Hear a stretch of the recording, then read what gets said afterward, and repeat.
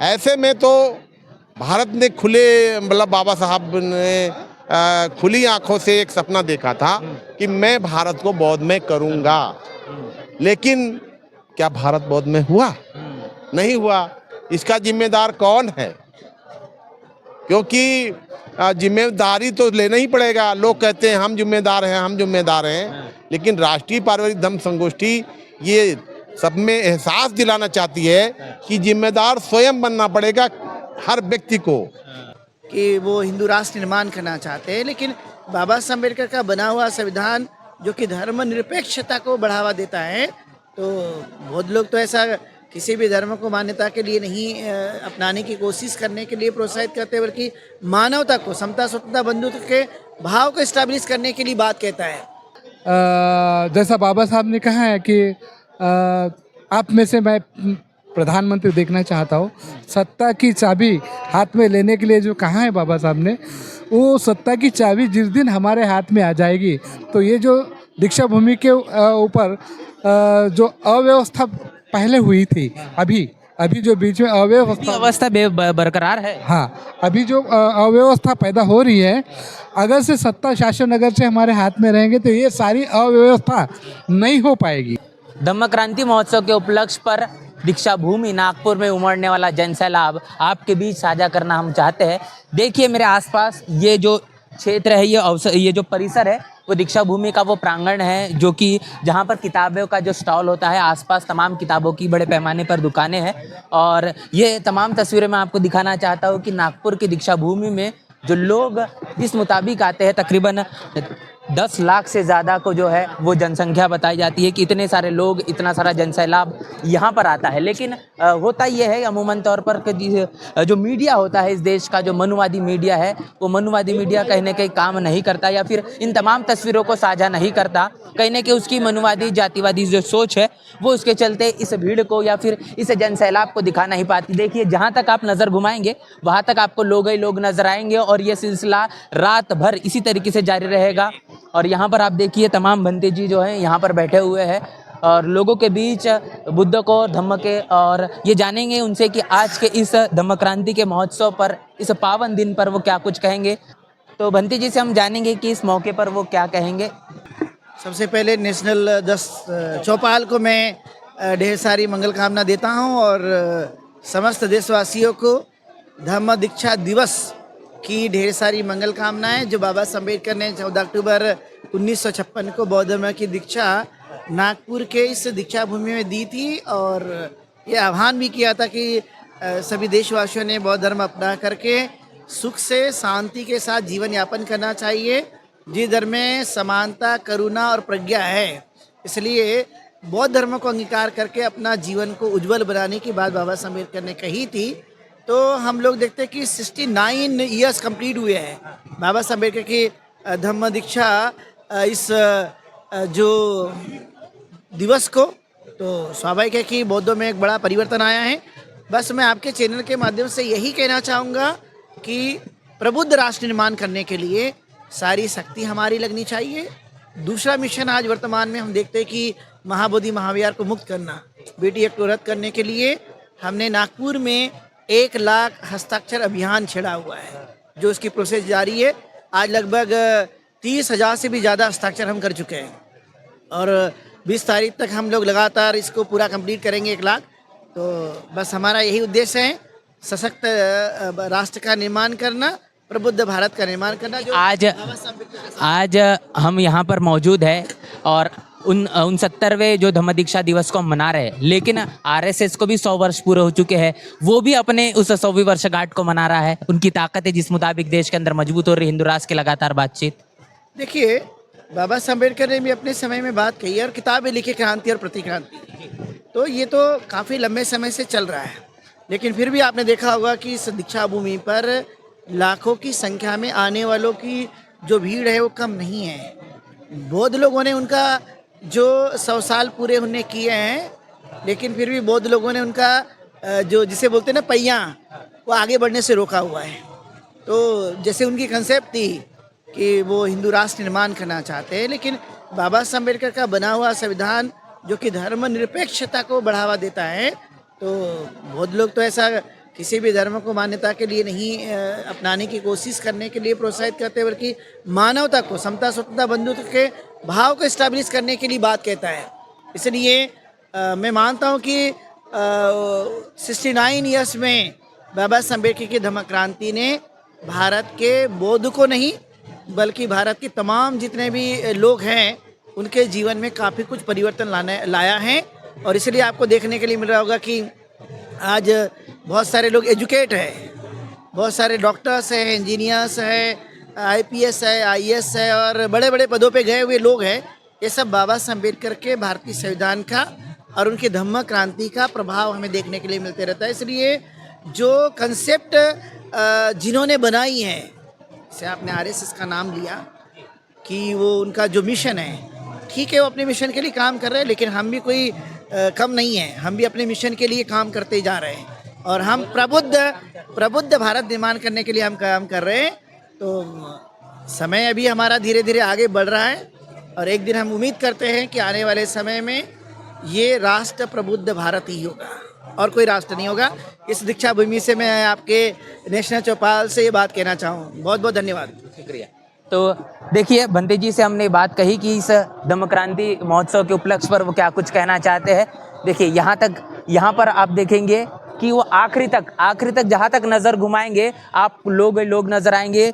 कई लोग नीचे बैठे हैं, कई लोग चल रहे हैं। यहाँ पर देखिए इधर इस साइड भी हम आपको दिखाना चाहेंगे कि कैसे यहाँ पर जो तस्वीरें हैं वो इस वक्त सबसे ज़्यादा आवश्यक हो जाती है बहुजन समाज के लिए। ये तमाम तस्वीरें नेशनल चौपाल के ज़रिए सीधे हम आपके बीच रख रहे हैं, जो कि इस वक्त नागपुर के दीक्षा भूमि के लिए और बहुजन समाज के लिए कितनी ज़्यादा ज़रूरी है। देखिए यहाँ पर जो लोग हैं वो काफ़ी नीचे भी बैठे हुए हैं। यहाँ पर हमने देखा कि दीक्षा भूमि के इस धम्म चक्र दिवस के पहले जो बेइंतज़ामी थी, जिस तरीके से कीचड़ काफ़ी ज़्यादा यहाँ पर था, प्रशासन पर जो दबाव बनाया गया और उसके बाद भी प्रशासन ने बात नहीं सुनी और नागपुर के तमाम जो संगठन हैं, जो संगठनों के ज़रिए इस पूरे के पूरे दीक्षा भूमि के परिसर को बेहतर बनाने की कोशिश की गई है। इस और देखिए यहाँ पर ये जो है लोग यहाँ पर किताबें ले रहे हैं। जो किताबें ले रहे हैं उनसे एक बार बातचीत करेंगे कि तमाम किताबें लेने के पीछे की वजह क्या है आखिर। सर क्या नाम है सर? ये कौन सी किताब लिया आपने? ये वाला ये वाला क्या नाम है इसका?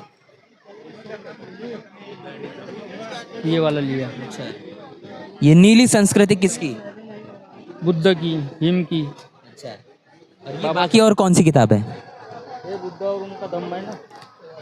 तो ये हर वर्ष आप यहाँ पर आते हैं ऐसे ही? हाँ, हर साल आते हैं। क्या नाम है सर? पांडुरंग का आश्रम धनविजय। कहाँ से है? लाखानदूर।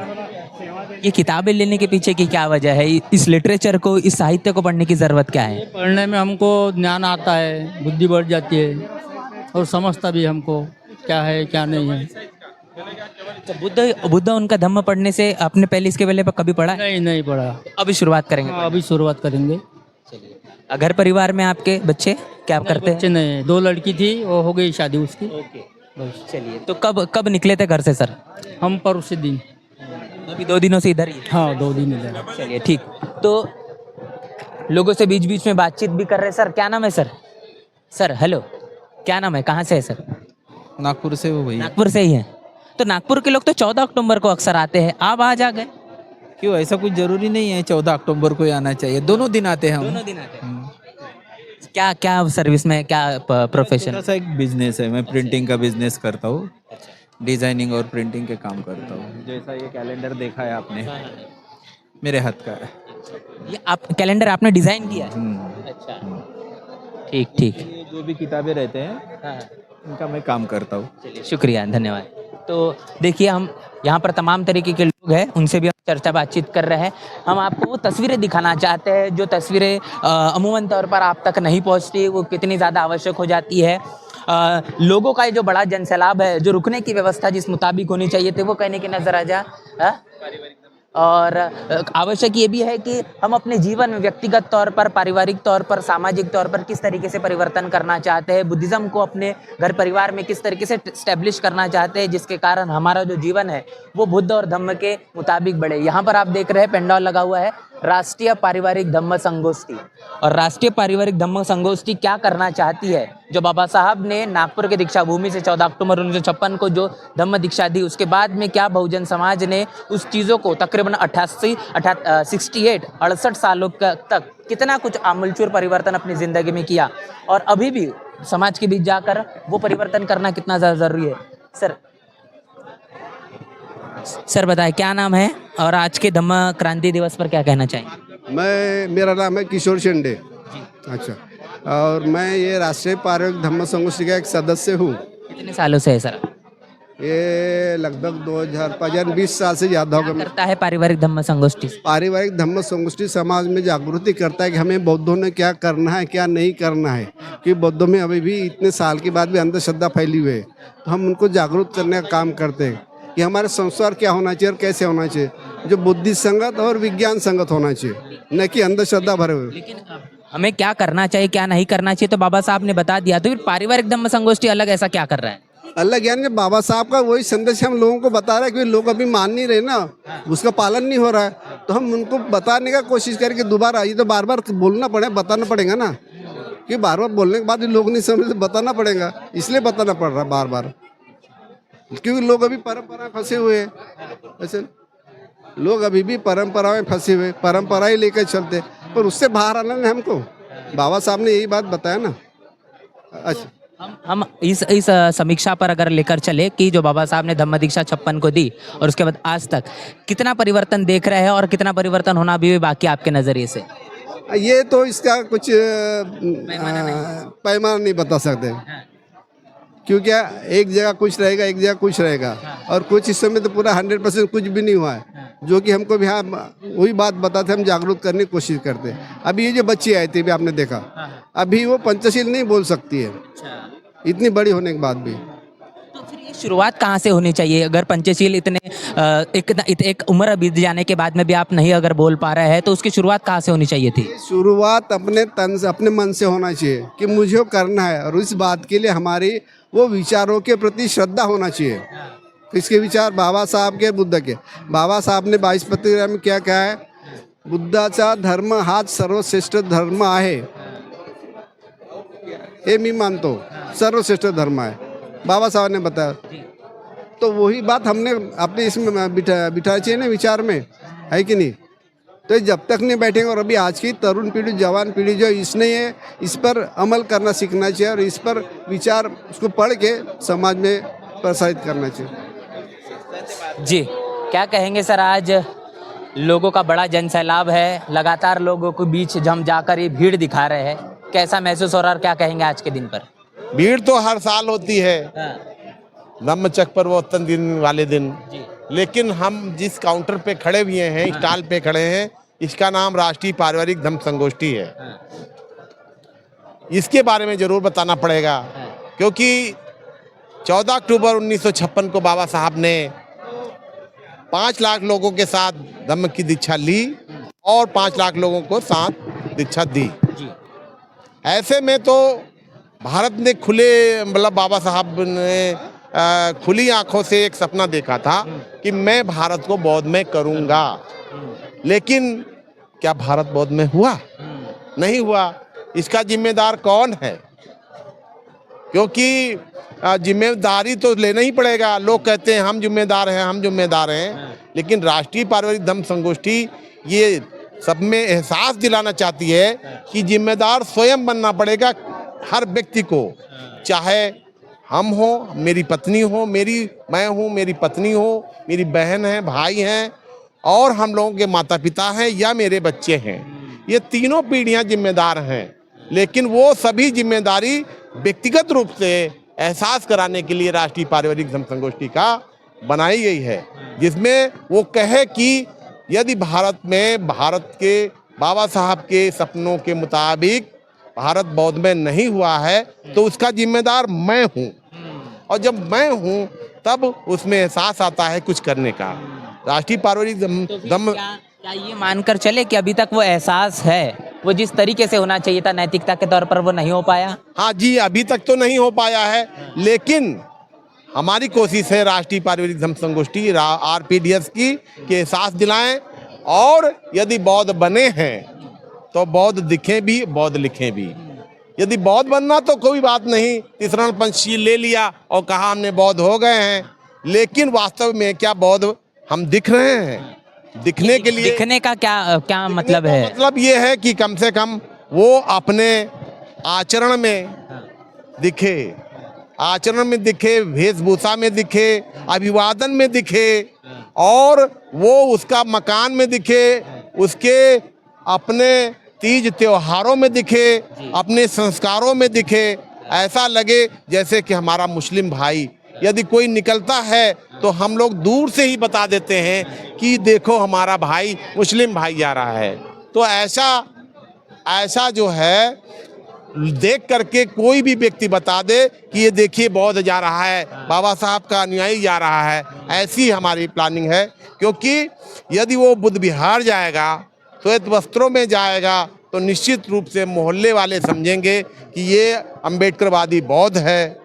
और उसके घर पे यदि पंचध्वज लगा होगा, धम्म ध्वज लगा होगा, हम कहते नहीं है कि बुद्धिस्ट थीम में खिड़की दरवाजे बना लिए जाएं या मकान तोड़ करके बुद्धिस्ट थीम में बना दिया जाए। जो बन गया है उसी के में यदि धम्म ध्वज लगा दे तो दूर से हमारे भिक्खू जो बेचारे अपना संसार के दुख को दूर करने के लिए भिक्खू बनते हैं, तो कम से कम आपके घर आ करके कुछ आपसे मदद ले सकते हैं, भोजन ले सकते हैं, आने जाने का किराया ले सकते हैं, जिससे कि जब हम बुद्धिज्म को देखते हैं और बुद्धिज्म को समझते हैं तो हमको ये एक समीक्षा मिलती है, एक एनालिसिस मिलता है कि विहारों की जब बात करेंगे तो विहारों में महिलाएं जाती है, अक्सर पुरुष नहीं जा पाते, है ना। और महिलाएं तो जाती, उनके साथ उनके जो बच्चे हैं या फिर मेरे उम्र दराज के जो लोग हैं वो नहीं जा पाते, तो उनका जो झुकाव बुद्धिज्म की तरफ नहीं है, या फिर ये कहेंगे कि उसमें वो इंटरेस्ट नहीं है।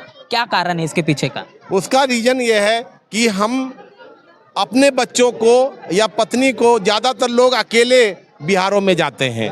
ऐसे अम्बेडकरवादी पुरुषों को बुद्धिज्म की जरूरत नहीं है? नहीं, सभी को जरूरत है, लेकिन वो अकेले जाते हैं। और महिलाएं जो हैं पकड़ती हैं, लेकिन अपने बच्चों को लेके नहीं आती हैं। और खासकर जो संस्कार हैं हमारे हैं उनमें बुद्धिज्म नहीं ला पाए हैं। कारण क्या है न लाने का? क्योंकि हम जो है बौद्ध अपने को दिखाने की कोशिश नहीं करते हैं, छिपाने की कोशिश करते हैं। मोहल्ले में हम जानते हैं, हम अपने घर के अंदर तो बुद्ध की वंदना कर लेंगे, बिहार में जाके कर लेंगे, लेकिन त्योहार के समय हम प्रफुल्लित मन से त्योहार अपने में नहीं मनाते हैं, शादी विवाह के संस्कार नहीं मनाते हैं, हम अपने तीर्थों पे नहीं जाते हैं, जैसे श्रावस्ती है, बौद्ध गया है, सारनाथ है। और बाबा साहब की जो बहुत सारे कार्य क्षेत्र में आते हैं, जैसे दीक्षा भूमि है, जैसे कि महू है, जैसे कि पुणे में उनके जितने भी कार्य होते हैं, भीमा कोरेगांव है, बाबा साहब की पत्नी माता रमाई के जन्म स्थान पे या उनके गांव पे यदि वहाँ पर हम ले जाते हैं तो एहसास होगा कि ये अपने हैं। तो उसके आधार पे वो जो है हमारे अंदर मनोभाव आता है कि हम बुद्धिस्ट हैं। तो काफ़ी सारी चीज़ें समझी है। एक चीज़ सर क्या कहेंगे आज के इस धम्म दीक्षा दिवस पर, क्या संदेश है बताएं? सबसे पहले तो आपके चैनल को बहुत बहुत धन्यवाद, साधुवाद, जय भीम। आज के इस मौके को देखते हुए ऐसा महसूस हो रहा है एक जन सैलाब बहुत बड़ी तादाद में बुद्धिस्ट लोगों का मतलब हुआ है, जिसमें हर इंसान ने अपने आप में वो काबिलियत पैदा करना चाहिए कि हम बुद्धिस्ट हैं। हाँ, त्रिशरण पंचशील ग्रहण करने के वजह से ही बुद्धिस्ट नहीं होता। अपने बौद्धिकता के आधार के ऊपर जितनी भी बातें हैं जो बाबा साहब ने बताई है, उन सारी बातों को अगर से हम इम्प्लीमेंट करके, अगर से जैसा बाबा साहब ने कहा है कि आप में से मैं प्रधानमंत्री देखना चाहता हूँ, सत्ता की चाबी हाथ में लेने के लिए जो कहा है बाबा साहब ने, वो सत्ता की चाबी जिस दिन हमारे हाथ में आ जाएगी तो ये जो दीक्षा भूमि के ऊपर जो अव्यवस्था पहले हुई थी, अभी जो बीच में अव्यवस्था बरकरार है। हाँ, अभी जो अव्यवस्था पैदा हो रही है, अगर से सत्ता शासन अगर से हमारे हाथ में रहेंगे तो ये सारी अव्यवस्था नहीं हो पाएगी। और नहीं होने का कारण ही वो रहेगा क्योंकि हम बाबा साहब के लायक बेटे हैं। अगर लायक बेटे हैं तो हमने ये सोचना चाहिए कि बाबा साहब ने जो करने के लिए कहा है, बताया है, वो चीज़ हम लोगों ने करना बहुत ज़रूरी है। अन्यथा वो समय दूर नहीं है कि बाबा साहब के बदौलत या सम्राट अशोक के बदौलत जो हमारे पास में धन दौलत इकट्ठा हुई है, अभी तो आपका एजुकेशन तो तुम्हारा ख़त्म ही हो गया है। दूसरी बात एम्प्लॉयमेंट भी ख़त्म हो चुका है। तो वो ये जो सारी जो चीज़ें हैं ये सब छीन ली जाएंगी। जो बुद्ध की बात को मानना चाहिए। हाँ, बाबा साहब के जो बात है उनको मानना चाहिए। बाबा साहब को हम सत्ता के बिना जो बात नहीं बनेगी। सत्ता के सामने होशियारी नहीं चलती। अगर से तुम्हारे पास में, हमारे पास में अगर से सत्ता है तो आज के हालात में जो बोध गया में जो प्रकरण चल रहा है कई सालों से, वो प्रकरण चंद मिनटों में ख़त्म हो सकता है। क्योंकि उस बुद्ध विहार की अगर से मुक्ति चाहते हो तो हमें सत्ता में आना बहुत ज़रूरी है। बहुजन समाज की हर खबर पाने के लिए चैनल को सब्सक्राइब करें, लाइक करें, शेयर करें। नेशनल चौपाल को बचाने के लिए ज्वाइन बटन क्लिक करके चैनल की सदस्यता लें और चैनल को आर्थिक मदद करें।